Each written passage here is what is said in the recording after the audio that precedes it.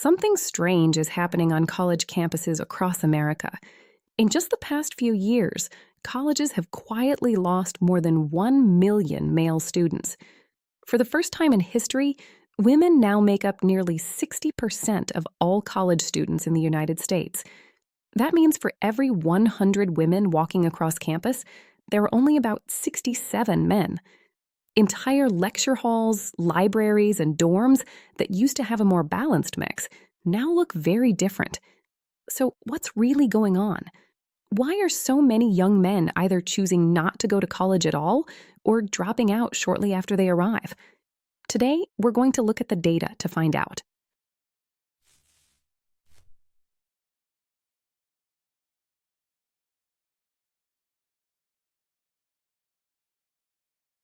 The numbers tell a very clear story.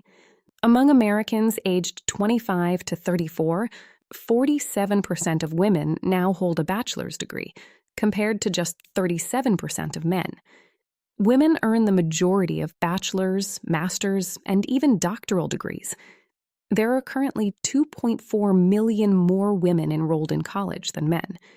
This isn't just a small imbalance, it's one of the most dramatic shifts we've seen in higher education in generations. The gap has been steadily widening for years, and it shows no signs of slowing down.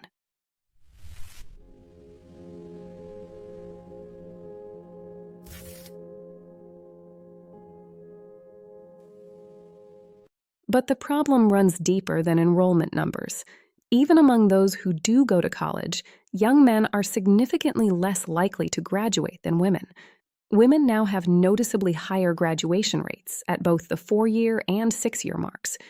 What's especially concerning is how sharply this gap widened during the pandemic and how little serious attention it has received since.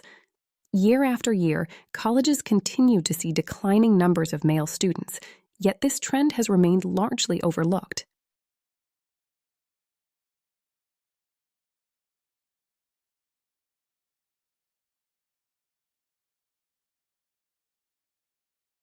So, what's actually driving this shift? A big part of it comes down to how young men are viewing college these days. Many no longer see it as a smart or necessary investment. Instead, they're choosing to go straight into skilled trades, where they can start earning a solid income right away, without taking on years of student debt. Others feel the traditional college experience simply doesn't match how they learn best. On top of that, with tuition costs continuing to rise, a growing number of young men are deciding the financial risk just isn't worth it.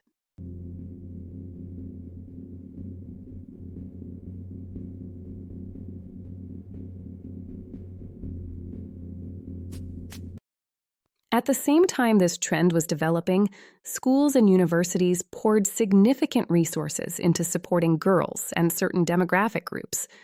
During that same period, boys, especially those from working and middle-class families, received far less attention. As a result, many young men are now arriving at college already behind their female peers in writing, reading, and overall academic preparation. This education gap is starting to reshape more than just who gets a diploma. Young men without a college degree are facing significantly lower lifetime earnings and fewer career opportunities. Many are struggling to achieve the kind of financial stability that previous generations took for granted. As a result, a growing number are delaying or foregoing major life milestones, including homeownership and long-term relationships.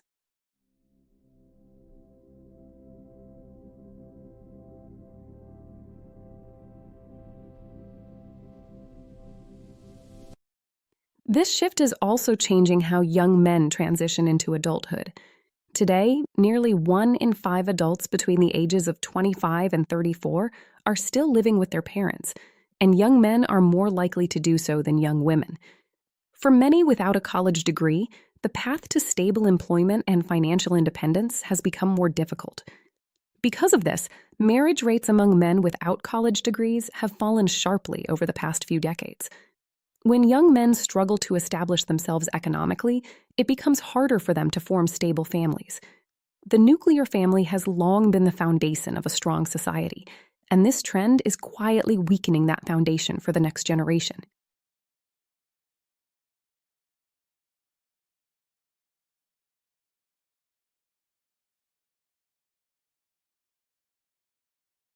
The core issue isn't that young men are less intelligent or less capable. The data clearly shows they're simply choosing not to attend or complete college at the same rate as women. This isn't a temporary dip.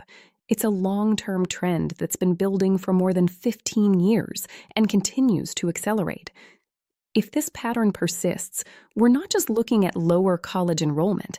We're looking at a generation of young men with weaker economic prospects and diminished ability to form stable families. That outcome carries serious consequences for the strength and stability of American society for decades to come. Thanks for watching Clarity with Maria.